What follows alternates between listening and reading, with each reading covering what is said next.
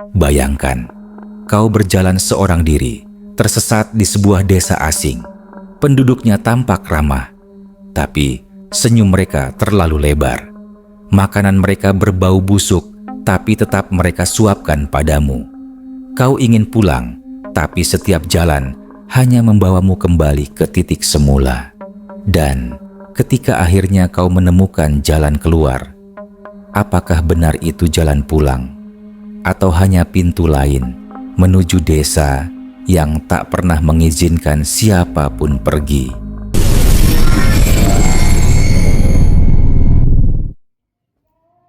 Langit sore tampak muram, awan menggantung berat, sementara matahari yang hampir tenggelam seolah diselimuti kabut kelabu.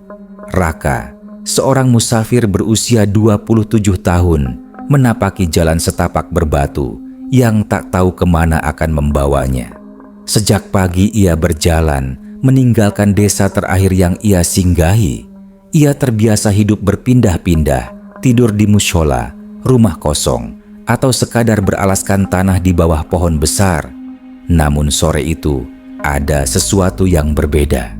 Semakin jauh ia melangkah, udara yang ia hirup terasa semakin dingin, meski matahari belum sepenuhnya tenggelam. Angin yang bertiup membawa bau aneh, seperti tanah basah bercampur dengan anyir darah. Ia berhenti sejenak, menoleh ke belakang, mencoba memastikan arah jalan yang tadi dilewati. Anehnya, jalan yang baru beberapa menit lalu jelas kini tertutup kabut pekat. Loh, kok bisa hilang? Gumam Raka. Jantungnya mulai berdebar tidak karuan. Ia mencoba melanjutkan langkah.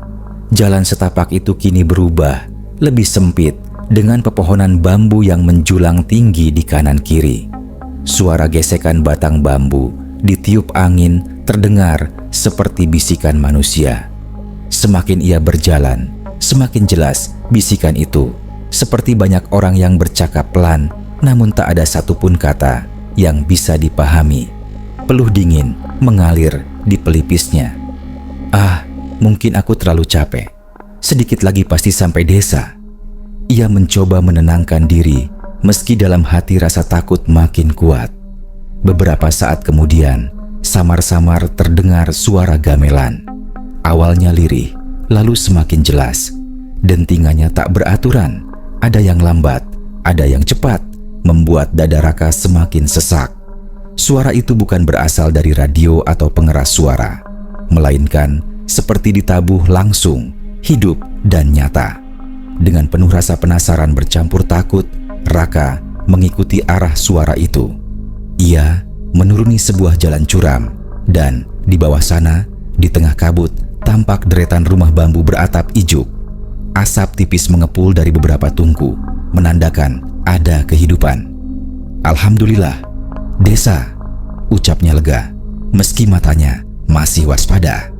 Namun begitu kakinya melangkah masuk melewati sebuah gapura bambu sederhana, hawa desa itu langsung terasa berbeda.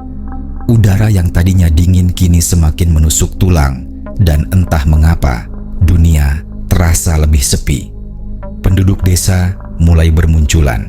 Mereka berjalan perlahan, menoleh ke arah Raka. Tubuh mereka kurus, kulit pucat keabu-abuan, bibir membiru seperti orang sakit. Mata mereka tajam, tapi tidak berkedip, seolah hanya memandangi tanpa jiwa. Seorang wanita tua berkerudung lusuh mendekat dengan senyum tipis yang dingin. "Selamat datang, Nak. Kau pasti lelah. Mari ikut aku beristirahat di rumahku."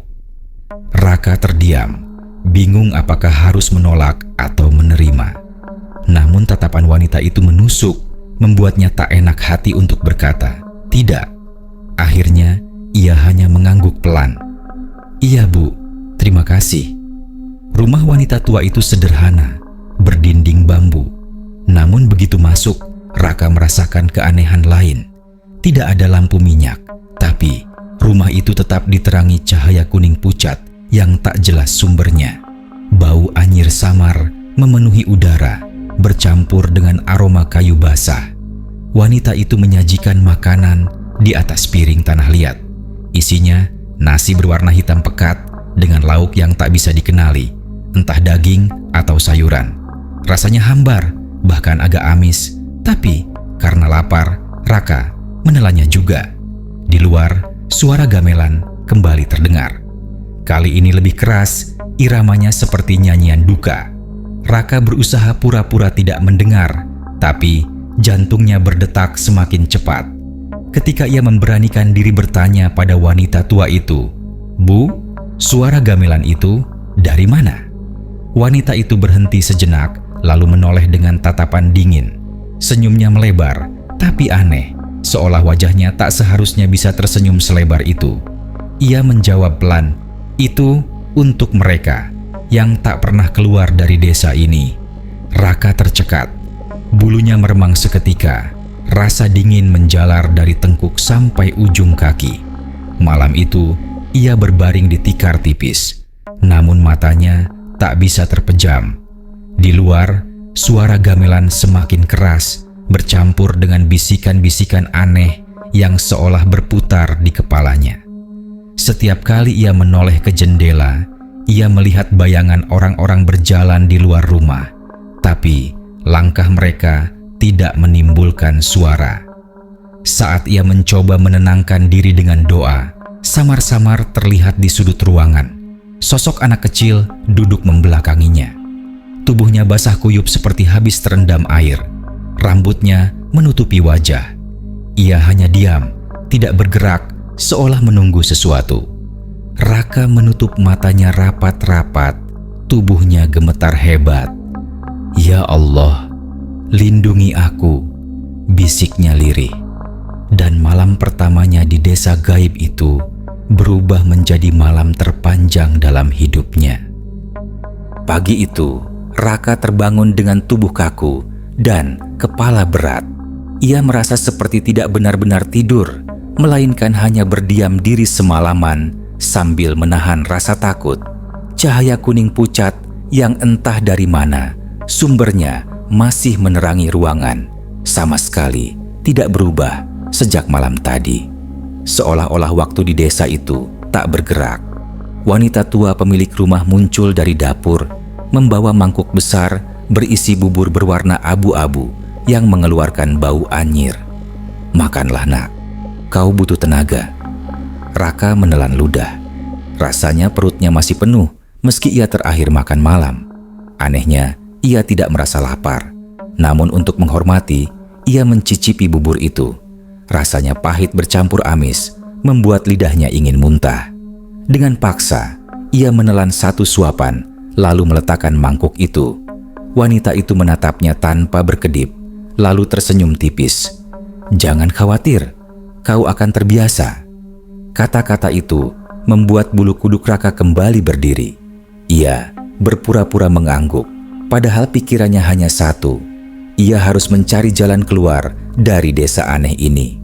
Setelah berpamitan, ia berjalan menyusuri jalan-jalan desa. Kabut tipis masih menggantung, membuat semua tampak suram. Rumah-rumah berdiri rapat, semuanya terbuat dari bambu dan ijuk dengan bentuk hampir seragam.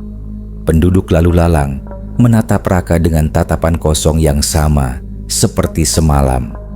Anak-anak berlarian di tanah becek, tapi yang membuat Raka terdiam adalah langkah kaki mereka. Tidak ada suara. Kaki mereka tidak meninggalkan jejak meski tanah jelas basah. Ia berdiri kaku, dadanya sesak. Ini bukan desa biasa, pikirnya. Di tengah desa, ia menemukan semacam pasar. Ada beberapa orang yang duduk di tikar, menjual hasil bumi dan makanan. Tapi semua terlihat aneh. Buah-buahan berwarna pucat keabu-abuan, seakan tak pernah matang.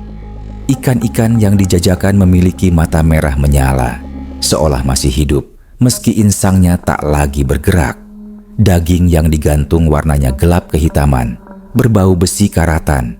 Raka mendekat ke salah satu lapak dan bertanya pada penjual, seorang pria tua dengan wajah keriput. "Pak, maaf, desa ini namanya apa ya? Saya orang asing, baru pertama kali lewat."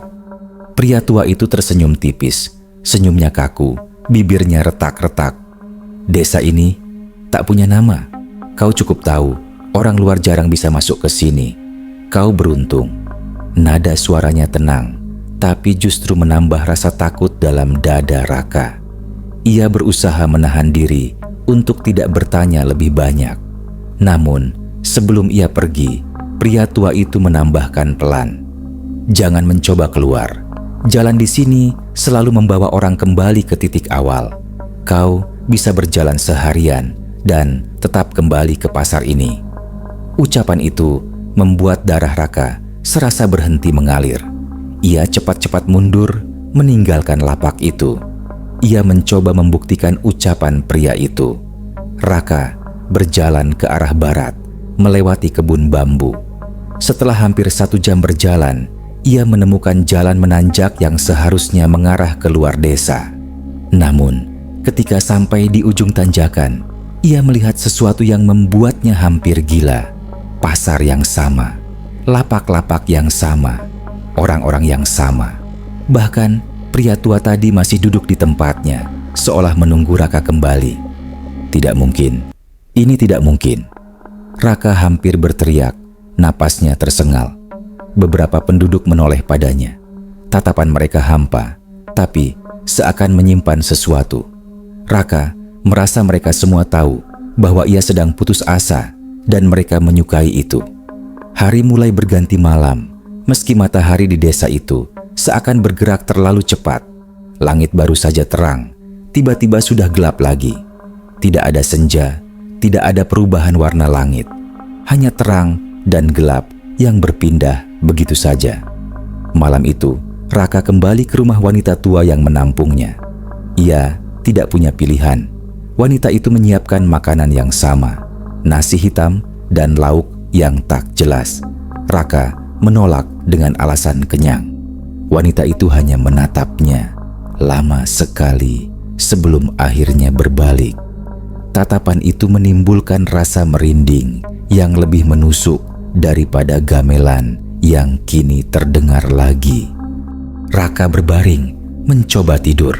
Tapi malam itu lebih menyeramkan daripada malam pertama. Dari luar jendela, ia melihat sosok-sosok penduduk berjalan dengan cara aneh. Kaki mereka seperti hanya melayang beberapa sentimeter dari tanah. Mereka berjalan ke arah lapangan tengah desa, tempat suara gamelan berasal. Dengan rasa penasaran bercampur takut, Raka keluar diam-diam, mengikuti mereka dari jauh. Lapangan itu diterangi cahaya redup. Puluhan penduduk duduk melingkar, menatap ke arah panggung bambu kecil.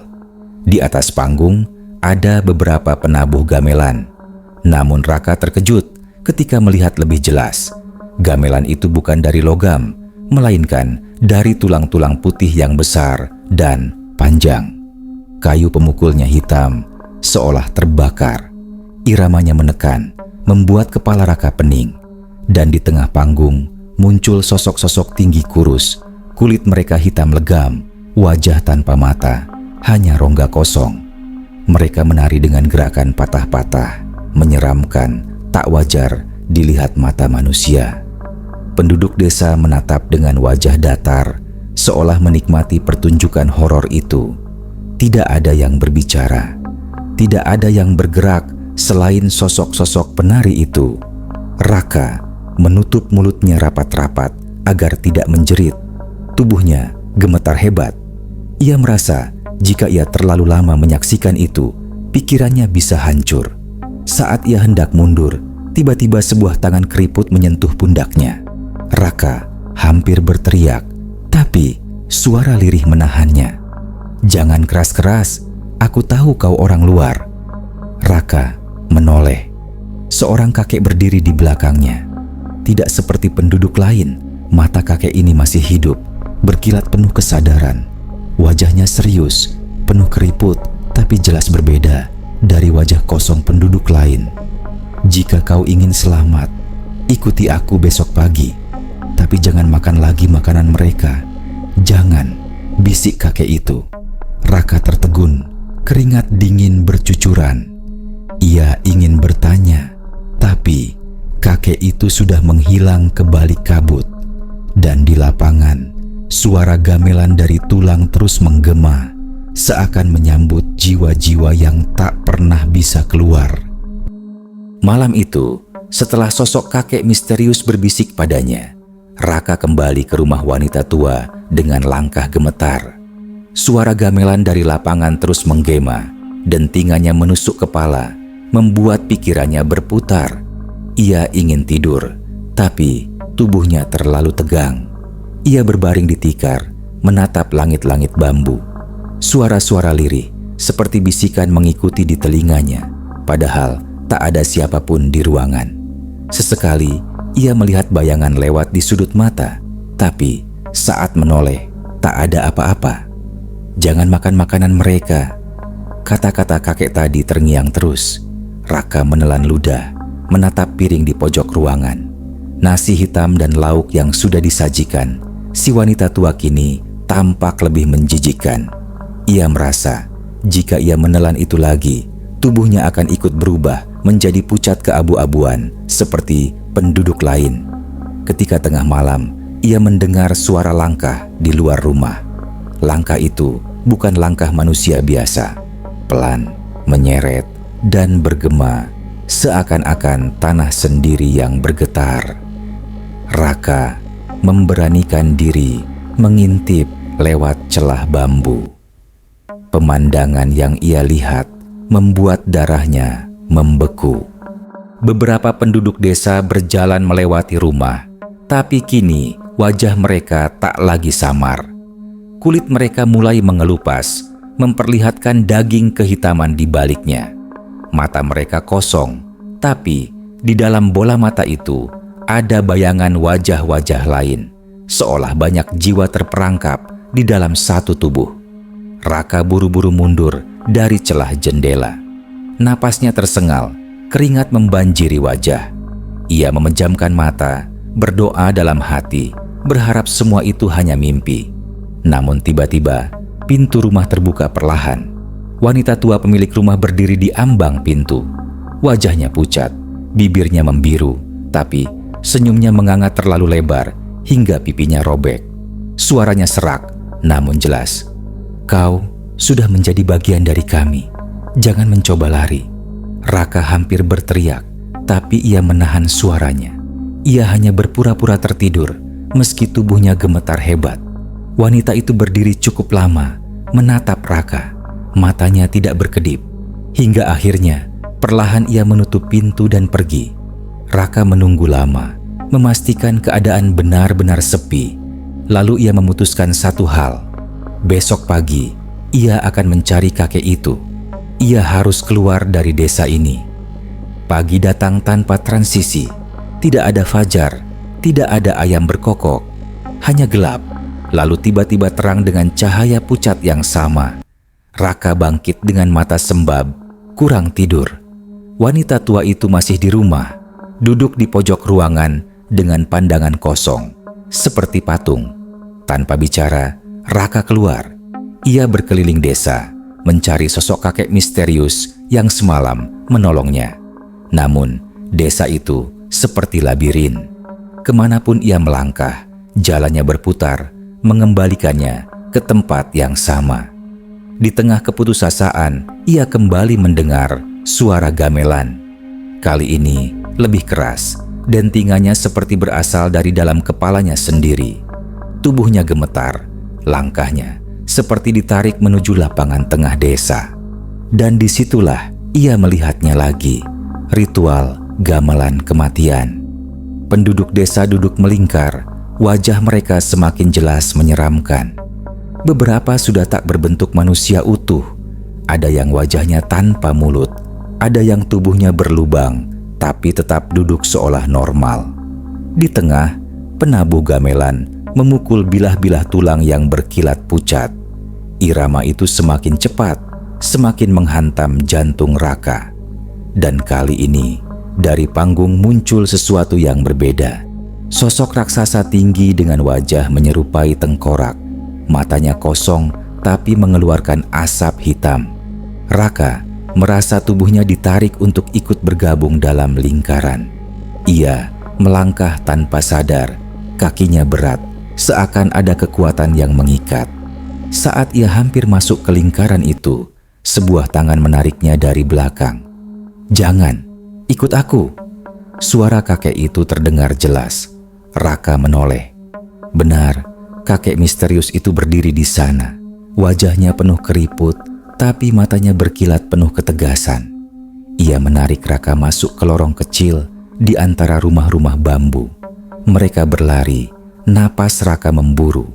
Dari belakang, suara gamelan semakin keras, disertai jeritan-jeritan yang tidak manusiawi. Ia merasa sesuatu mengejarnya, tapi ia tak berani menoleh. Kakek itu akhirnya berhenti di sebuah gubuk tua di pinggir desa. Nafasnya berat. Ia menatap Raka lama, lalu berkata dengan suara parau, "Dengarkan baik-baik, desa ini bukan dunia manusia. Kau masuk karena jalanmu tersesat, dan waktu di sini tidak sama dengan waktu di luar." Raka terdiam, menelan ludah. "Maksud kakek?" Kakek itu menunduk, suaranya semakin lirih. "Kau mungkin merasa baru 1 atau 2 hari di sini, tapi di luar sana, waktu berjalan berbeda. Orang-orang yang masuk desa ini, jika tak segera keluar, mereka akan hilang dari dunia manusia. Mereka akan jadi bagian dari desa ini. Abadi, tapi bukan sebagai manusia lagi." Jantung Raka serasa berhenti. Tangan dan kakinya dingin. Ia sadar, jika ia terlambat, ia akan berubah seperti penduduk lain. Kosong, pucat, hanya cangkang yang dikendalikan desa. Kakek itu menatapnya dengan sorot tegas.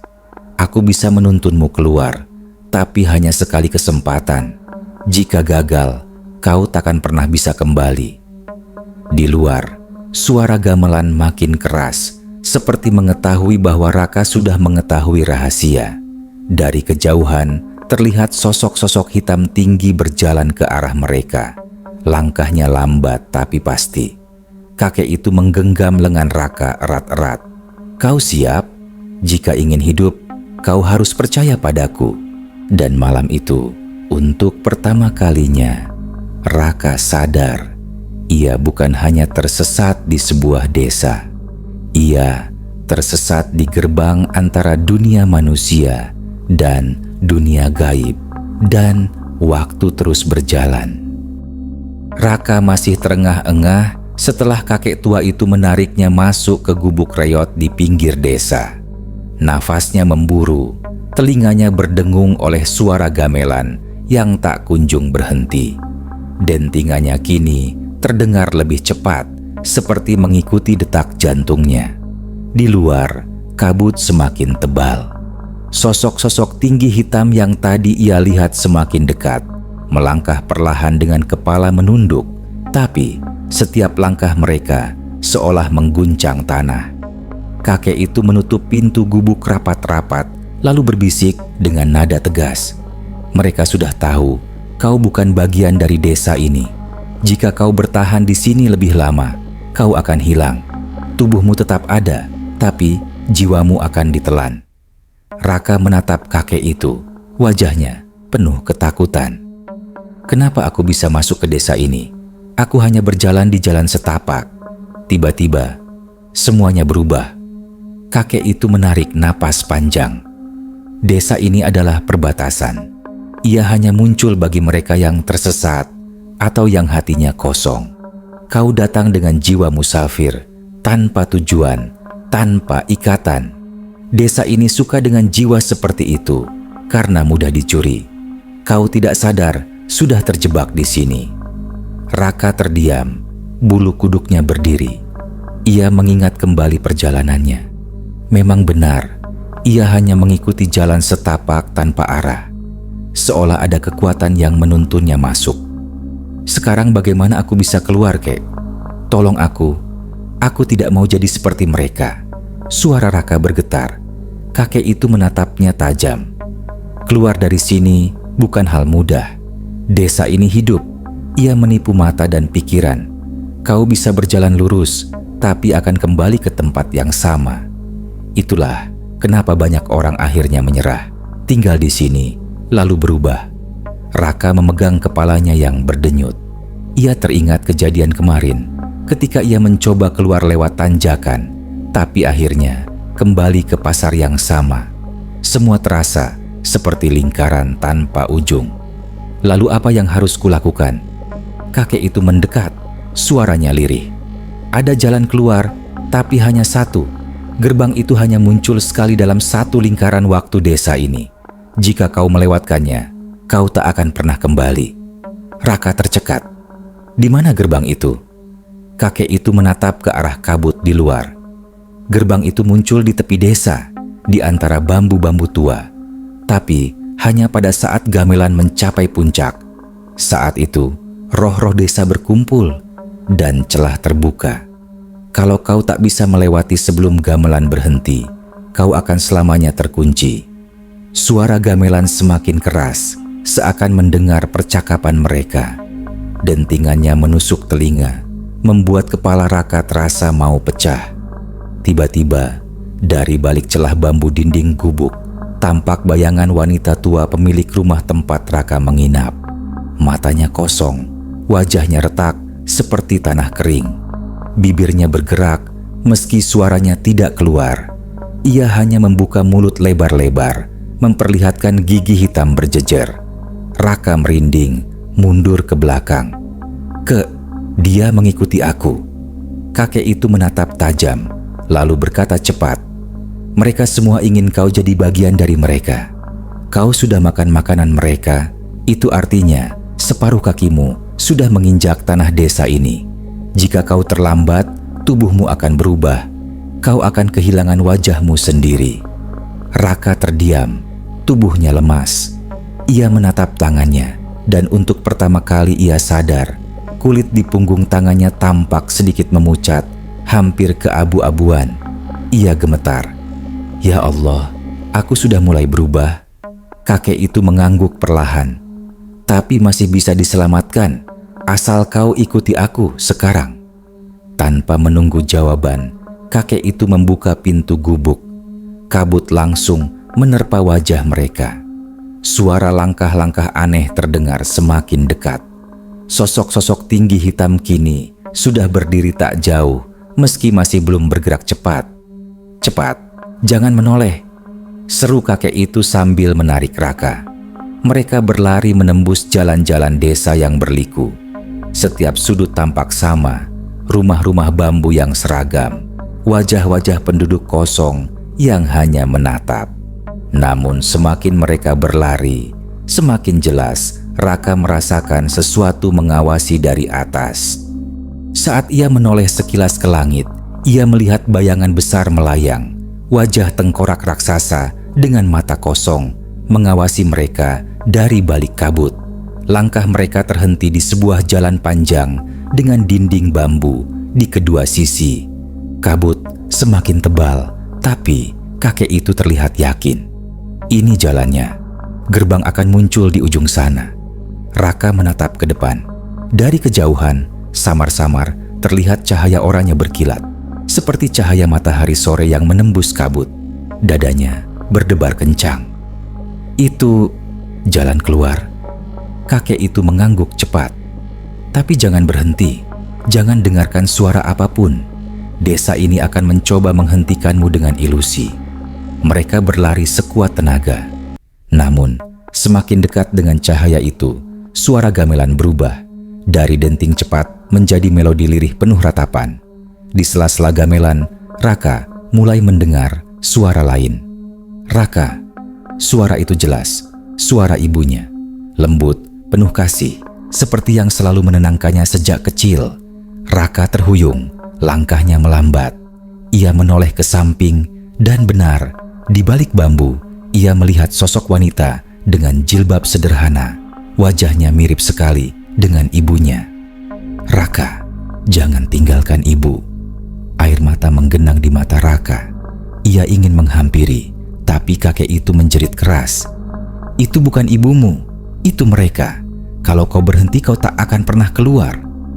Raka gemetar, tubuhnya terhenti setengah langkah. Suara ibunya makin jelas, kini terdengar menangis. "Nak, kau tega meninggalkan ibu sendirian?" Tangannya hampir meraih, Tapi tiba-tiba kakek itu menampar pundaknya keras. "Fokus, kau ingin hidup atau mati di sini?" Raka terperanjat, sadar kembali. Ia menutup telinga dan kembali berlari. Sosok ibunya di balik bambu memanjang, wajahnya berubah, mulutnya sobek sampai ke telinga, lalu menjerit panjang hingga kabut bergetar. Namun Raka tak berhenti lagi. Bersama kakek itu, ia terus menuju cahaya di ujung jalan. Dan tepat ketika suara gamelan mencapai puncaknya, cahaya itu berubah semakin terang, membentuk seperti pintu bercahaya di antara bambu-bambu. "Sekarang Raka, lompat!" teriak kakek itu. Raka berlari sekuat tenaga, jantungnya hampir meledak. Di belakangnya, jeritan-jeritan mengerikan terdengar. Langkah sosok-sosok tinggi hitam semakin dekat. Ia tahu, jika ia terlambat 1 detik saja, ia tidak akan pernah kembali. Raka berlari sekuat tenaga, kakinya menghantam tanah lembek yang terasa seperti lumpur hidup. Cahaya oranye di ujung jalan, bambu kian terang, membuat hatinya sedikit lega. Tapi rasa lega itu langsung lenyap ketika jeritan panjang menggema dari belakang. Sosok-sosok tinggi hitam yang sejak tadi hanya berjalan kini mulai berlari. Tubuh mereka tak seperti manusia, langkahnya panjang seperti kijang, tapi setiap pijakan menghasilkan bunyi berderak seakan tulang-tulang yang patah. "Jangan menoleh," teriak kakek tua di depan. Raka menggertakkan giginya, menahan rasa ingin tahu. Tapi dari ekor matanya, ia masih bisa melihat bayangan hitam itu melompat, semakin dekat. Suara gamelan yang tadinya seperti puncak pesta kini berubah mendadak menjadi kacau. Kendang dipukul cepat, gong berbunyi panjang, dan suara sindan samar terdengar di antara kabut. Tapi suaranya serak, pecah, seperti tenggorokan yang penuh darah. Tiba-tiba, bambu-bambu di kiri kanan jalan bergerak. Batang-batangnya berderit seperti hidup, saling menjepit, membuat jalan semakin sempit. Dari sela-selanya, wajah-wajah bermunculan, wajah penduduk desa dengan mata kosong, mulut terkunci rapat, seakan mereka terperangkap di balik batang bambu. Beberapa wajah berdarah, beberapa lagi sudah membusuk, tapi semuanya menatap Raka. Raka hampir tersandung, tubuhnya gemetar. Aku gak kuat lagi." Kakek itu menoleh sekilas, wajahnya serius. "Kuatkan dirimu, kalau berhenti, kau jadi seperti mereka." Cahaya gerbang semakin dekat, tapi tepat di hadapan mereka, jalan tertutup oleh sosok yang tiba-tiba muncul. Wanita tua, pemilik rumah tempat Raka menginap semalam. Kini tubuhnya lebih mengerikan. Kulitnya pecah-pecah, matanya kosong, rambut putihnya terurai menutupi wajah. Ia berdiri dengan tubuh kaku, tapi dari mulutnya keluar suara rendah seperti gemuruh. Suara itu dalam, bukan suara manusia. Raka terhenti, napasnya tercekat. Itu dia." Kakek itu meraih lengan Raka, mendorongnya ke belakang. "Jangan biarkan dia mendekat. Itu bukan lagi manusia, itu penunggu desa ini." Wanita itu bergerak, mulutnya terbuka, semakin lebar, lebih lebar, hingga dagunya hampir robek. Dari mulut itu keluar tangan-tangan kecil, seperti tangan bayi, meraih udara, mencoba menangkap Raka. Raka berteriak dan hampir jatuh mundur. Kakek tua itu cepat-cepat meraih sesuatu dari kantong kain lusuhnya, seikat daun kering yang diikat dengan benang merah. Ia melemparkan ke arah wanita itu sambil berteriak dalam bahasa yang tak dipahami Raka. Daun itu terbakar sendiri di udara, mengeluarkan cahaya merah menyilaukan. Wanita itu menjerit, tubuhnya retak seperti kaca, lalu pecah menjadi kabut hitam yang menyebar. "Lari, sekarang!" seru kakek itu. Raka berlari lagi. Jalan di depannya kini terbuka lebar. Cahaya oranye semakin dekat, hanya beberapa meter lagi. Hatinya berdegup kencang. Tinggal sedikit lagi, ia bisa keluar dari desa ini. Namun tiba-tiba, Tanah di bawah kakinya berubah. Lumpur yang ia injak mendadak lengket, seperti tangan-tangan yang muncul dari dalam tanah, meraih pergelangan kakinya. Raka jatuh tersungkur. "Kek, tolong!" jeritnya panik. Kakek tua itu berbalik, mencoba menarik Raka. Tapi semakin kuat mereka menarik, semakin banyak tangan yang muncul dari lumpur. Ada yang kurus dan panjang, ada yang kecil, seperti milik anak-anak. Mereka meraih tubuh Raka, mencengkeram dengan kuku panjang hitam. "Lepaskan dia, dia bukan milik kalian!" Kakek itu berteriak, wajahnya pucat. Raka menjerit, merasa tubuhnya tertarik ke bawah. Lumpur itu dingin, tapi di dalamnya ia merasakan sesuatu, seperti wajah-wajah yang menempel di kulitnya, berbisik lirih. "Tinggal di sini saja, di sini kau tidak sendirian." Suara itu bercampur dengan suara ibunya lagi. "Nak, jangan tinggalkan ibu." Air mata Raka mengalir deras. Kepalanya dipenuhi rasa bingung antara ingin menyerah atau melawan. Tapi ketika ia melihat cahaya oranye itu berkilat semakin terang, harapan muncul kembali. Ia menggenggam tanah keras di depan dan berteriak sekuat tenaga, "Aku tidak mau mati di sini." Dengan sisa tenaga, ia menarik tubuhnya. Kakek itu membantu, menendang tangan-tangan dari lumpur. Akhirnya, dengan teriakan panjang, Raka berhasil terlepas. Tapi kakinya penuh luka sayatan, berdarah. "Bangkit, cepat!" Kakek itu menggertak. Mereka berlari lagi. Darah Raka menetes di jalan bambu. Anehnya, setiap tetesan darah itu membuat bambu di sekitarnya bergetar, seakan desa itu merasakan keberadaannya.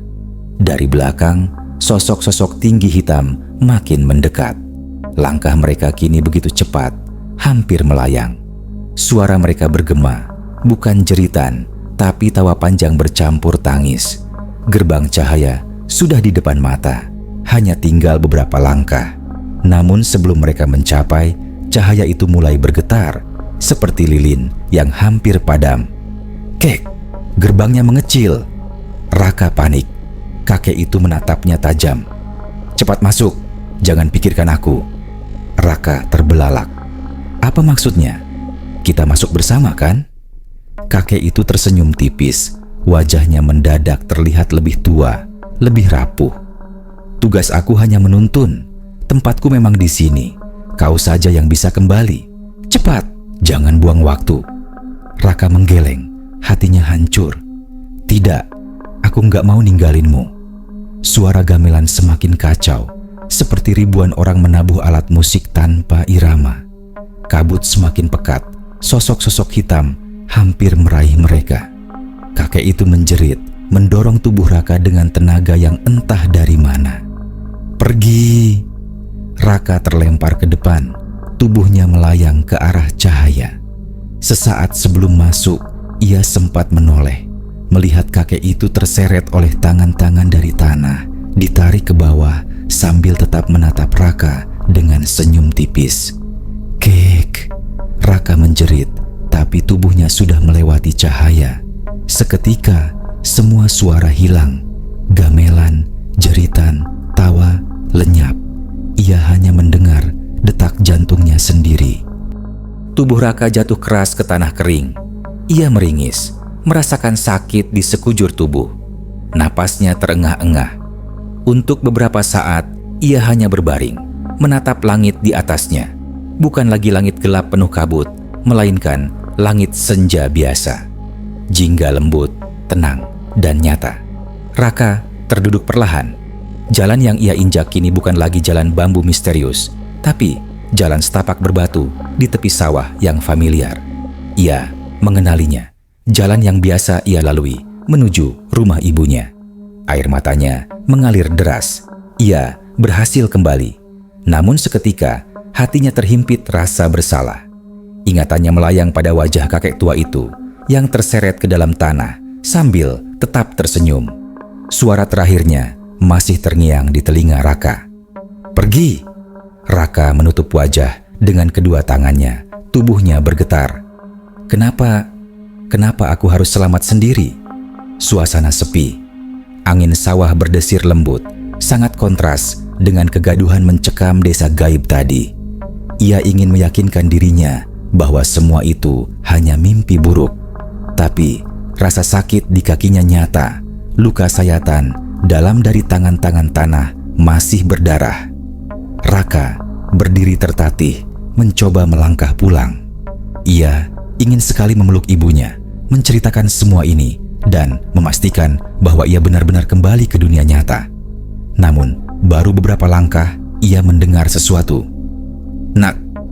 Raka terhenti. Suara itu, suara ibunya. Jantungnya berdegup kencang. Ia menoleh ke arah sawah. Di antara rumpun padi, ia melihat sosok berdiri kaku, seorang wanita dengan kebaya coklat sederhana. Wajahnya samar tertutup bayangan senja, tapi rambut ikalnya ia kenal betul. "Ibu," Raka berbisik, tubuhnya gemetar.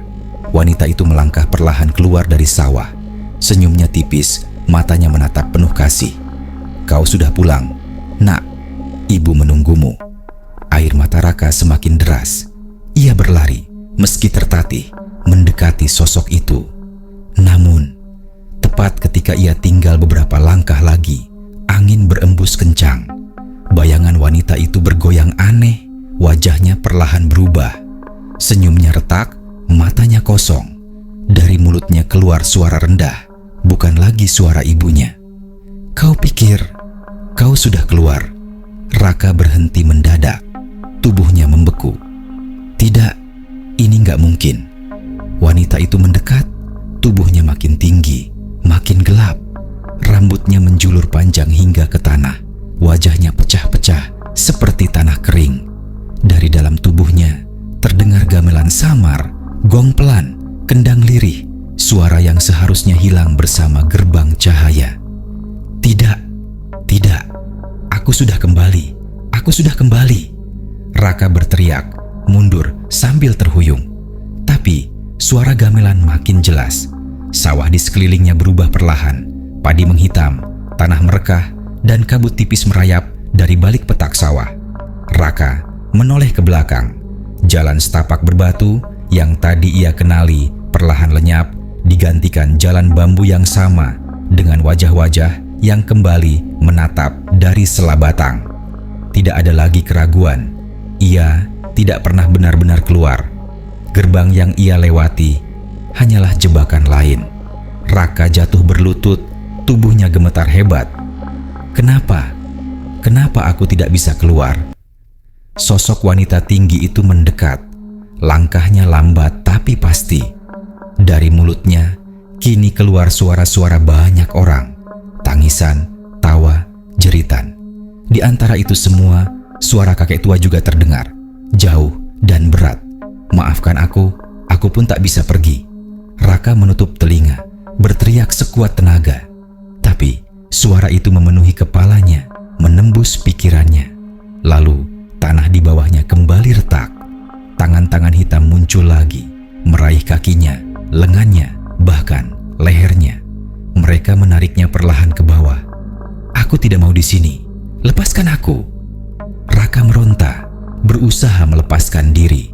Tapi semakin ia melawan, semakin kuat cengkeraman itu. Rasa dingin merayap ke seluruh tubuhnya, seakan darahnya membeku. Pandangannya berkunang-kunang. Di detik terakhir, sebelum tubuhnya benar-benar tenggelam ke dalam tanah, Raka sempat melihat sekeliling, jalan bambu, kabut, wajah-wajah, semuanya kembali seperti semula. Dan di ujung jalan, samar, ia melihat cahaya oranye. Masih ada, tapi kali ini redup, jauh, hampir tak terjangkau. Air mata terakhirnya jatuh.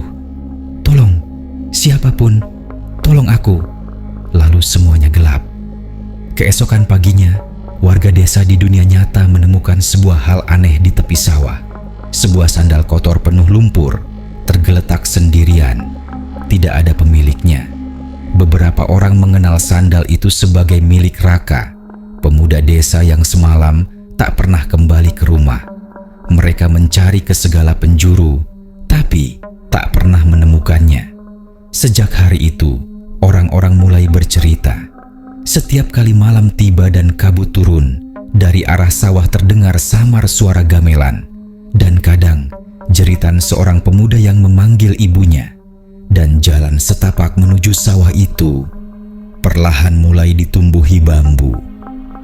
Di detik terakhir sebelum tubuhnya benar-benar tenggelam ke dalam tanah, Raka sempat melihat sekeliling, jalan bambu, kabut, wajah-wajah, semuanya kembali seperti semula. Dan di ujung jalan, samar, ia melihat cahaya oranye. Masih ada, tapi kali ini redup, jauh, hampir tak terjangkau. Air mata terakhirnya jatuh. "Tolong, siapapun, tolong aku." Lalu semuanya gelap. Keesokan paginya, warga desa di dunia nyata menemukan sebuah hal aneh di tepi sawah. Sebuah sandal kotor penuh lumpur, tergeletak sendirian. Tidak ada pemiliknya. Beberapa orang mengenal sandal itu sebagai milik Raka, pemuda desa yang semalam tak pernah kembali ke rumah. Mereka mencari ke segala penjuru, tapi tak pernah menemukannya. Sejak hari itu, orang-orang mulai bercerita. Setiap kali malam tiba dan kabut turun, dari arah sawah terdengar samar suara gamelan, dan kadang jeritan seorang pemuda yang memanggil ibunya. Dan jalan setapak menuju sawah itu perlahan mulai ditumbuhi bambu. Raka mengira ia sudah kembali, padahal ia hanya melangkah lebih dalam ke desa gaib itu. Hingga kini, di tepi sawah tempat ia terakhir terlihat, orang masih mendengar gamelan samar dan jeritan seseorang yang memanggil ibunya. Jadi, bila suatu malam kau menemukan jalan asing yang dipenuhi kabut, jangan pernah mengikutinya. Bisa jadi itu pintu menuju desa yang tak akan pernah membiarkanmu pulang.